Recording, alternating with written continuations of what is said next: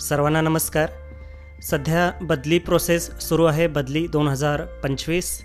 आणि या बदली प्रोसेसमध्ये सध्या आपल्याला शिक्षक संवर्ग 1 आणि संवर्ग 2 याची माहिती आता भरायची आहे.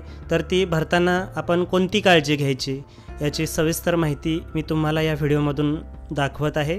तर आपण ज्यावेळी वेब पोर्टल ओपन करतो, क्रोम ब्राउझरमध्ये आपल्याला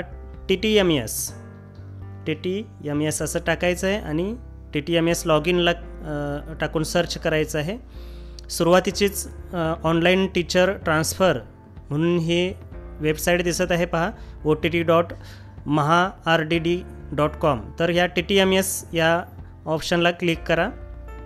क्लिक केल्यानंतर इथं आपल्याला आपला मोबाईल नंबर टाकायचा आहे. आता मी ते माझा मोबाईल नंबर टाकतो.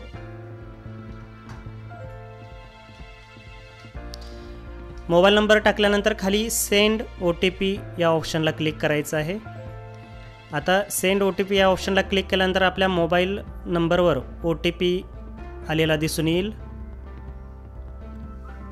तर आता माझ्या मोबाईल नंबरवर OTP आलेला आहे 77 97 85. मी इथं टाकून घेतो 77 97 85.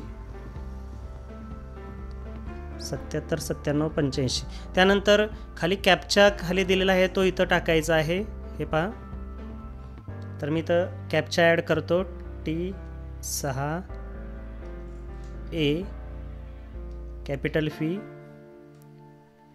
3H आणि खाली लॉग इन या बटनाला क्लिक करायचं आहे. हे पहा, इथं माझी संपूर्ण माहिती ओपन झालेली आहे. तर आपल्याला ही भाषा इंग्रजीमध्ये दिसते. आपल्याला अडचण असेल तर इथं वरती मराठी ऑप्शन आहे, पहा.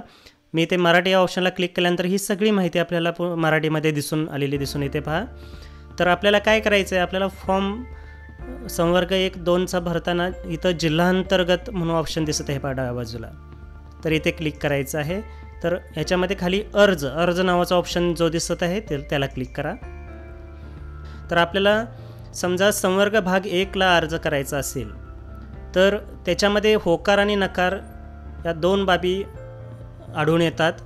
तर आपल्याला काय करायचं आहे, संवर्ग भाग 1 अर्ज करा इथे ज्यावेळी आपण क्लिक करतो त्यावेळी इथं जो चौकोन दिसतो इथं आपल्याला क्लिक करायचं आहे. अवघड क्षेत्रातील रिक्त पदे भरण्यासाठी अवघड क्षेत्र राऊंड चालवला जाईल, इथं क्लिक करा. त्यानंतर इथं तुमचं नाव, ID आणि UDIS क्रमांक येईल. आता इथे महत्त्वाचं आहे, तुम्हाला बदलीतून सूट हवी आहे का. आता या शब्दाचा अर्थ तुम्हाला माहीत असणं गरजेचं आहे. बदलीतून सूट हवी आहे म्हणजेच काय, तर तुम्हाला नकार हवा आहे का असा अर्थ होतो. तर तुम्हाला बदली नको असेल तर काय करायचं आहे, तुम्ही नकार घेण्यासाठी यस या ऑप्शनला क्लिक करायचं आहे. नकार घेण्यासाठी मी म्हटलं तुम्हाला. आणि त्याच्या खाली विशेष संवर्ग भाग 1 प्रकार निवडा. आता ह्याच्यामध्ये इथं सेल्फ निवडायचं आहे आणि विशेष संवर्ग भाग 1 प्रकार निवडा. ह्याच्यामध्ये इथे संवर्ग 1चे वेगवेगळे प्रकार आहेत, त्याच्यामध्ये तुम्ही कोणत्या प्रकारामध्ये मोडताय हे प्रकार निवडायचं आहे. आता इथं 12 नंतर 14वा ऑप्शन आहे, पहा. 13वा ऑप्शन कशासाठी आहे, तर 13वा ऑप्शन जर तुमचं वय 53 वर्ष पूर्ण क्रॉस झालेला असेल तर इथं 13वा ऑप्शन तुम्हाला निवडायचा आहे. तर तुम्ही तो 13वा ऑप्शन निवडायचा आहे किंवा वरील कोणत्या गटामध्ये जर बसत असाल तर तो ऑप्शन तुम्ही निवडायचा आहे आणि खाली सबमिट बटनाला क्लिक करायचं आहे. सबमिट बटनाला इथं क्लिक केल्यानंतर काय होईल, तुम्हाला पुन्हा OTP विचारला जाईल आणि पुन्हा OTP टाकल्यानंतर तुमचा हा जो फॉर्म आहे तो सबमिट होईल. हे कधी बदली स्वीकारायचे नसल्यास. आता समजा तुम्हाला बदलीला अर्ज करायचा असल्यास काय करायचं आहे, पुन्हा इथं संवर्ग अर्ज या ऑप्शनला क्लिक करायचं आणि संवर्ग भाग 1ला क्लिक करायचं. इथं चौकोनामध्ये इथं क्लिक करा आणि खाली तुम्हाला बदलीतून सूट हवी आहे का इथं काय करायचं आहे, नो करायचं आहे. म्हणजेच काय, तुम्हाला बदली हवी आहे म्हणजे तुम्हाला बदली करायची आहे. बदली हवी असल्यास नो या ऑप्शनला क्लिक करायचं, हे लक्षात ठेवा. म्हणजे इथं आपण कन्फ्यूज होतो आणि चुकीचा फॉर्म भरला जातो.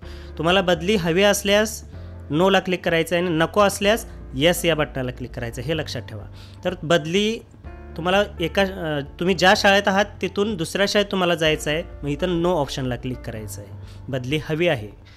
इथं विशेष संवर्ग एक प्रकार निवडायचा आहे. इथं सेल्फ निवडा आणि प्रकार, याच्यामध्ये वेगवेगळे ऑप्शन आहेत पहा. तर तुम्ही याच्यामध्ये कशामध्ये मोडता ते निवडायचं आहे. तर हे मी वाचून दाखवत नाही. तर 53+ जे आहेत त्यांनी काय करायचं आहे, तर त्यांना 13वा ऑप्शन, 12 नंतर 13वा ऑप्शन इथं आलेला दिसून येईल की 53+ व्यक्तींसाठी. तर तो ऑप्शन निवडायचा आहे आणि सबमिट या बटनाला क्लिक करायचं आहे. क्लिक केल्यानंतर तुम्हाला OTP विचारला जाईल आणि OTP तिथं टाकून तुम्ही फॉर्म सबमिट करायचा आहे. या पद्धतीने ही प्रोसेस करायची आहे. तर हे झालं होकार आणि नकार संदर्भात. तर याच्या संवर्ग 2ची माहिती काय आहे पहा. तर संवर्ग भाग 2 अर्ज करा. तर इथं शासन आदेश काय सांगतोय, तर संवर्ग भाग 2चा लाभ कोण घेणार, तर संवर्ग 2चा लाभ घेण्यासाठी शिक्षकांनी सक्षम अधिकाऱ्यांकडून प्रमाणित केलेला 30 किलोमीटरचा दाखला उपलब्ध करून तो सादर करणे अनिवार्य आहे. मी ही प्रमाणपत्रे सादर करण्यास असमर्थ ठरलो तर माझा अर्ज रद्द करण्याचा अधिकार CEO आहे, हे मी मान्य करतो. म्हणजे पती पत्नी एकत्रीकरणसाठी संवर्ग 2 हा फॉर्म भरू शकतोय. इथं चौकोनामध्ये क्लिक करा, इथं तुमची माहिती येईल. तर इथं पहिल्यांदा काय विचारले, सध्या तुमचे व तुमच्या जोडीदाराच्या शाळेमधील अंतर 30 किमीपेक्षा अधिक असायला हवे. तर तुमचे सध्या अंतर किती आहे ते इथं तुम्ही टाकायचं आहे. हे 30 किलोमीटरपेक्षा अधिक असायला पाहिजे तुमचे व तुमच्या जोडीदाराच्या शाळेमधील अंतर.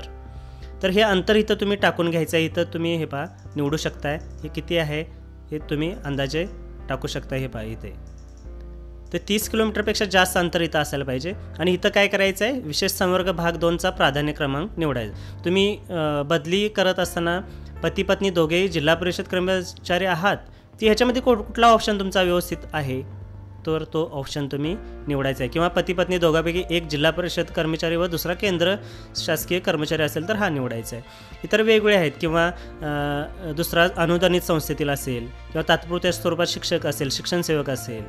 तर हे याच्यात ज्याच्यामध्ये तुमचा योग्य पर्याय दिसेल तो निवडायचा आहे आणि सबमिट बटनाला क्लिक करायचं आहे.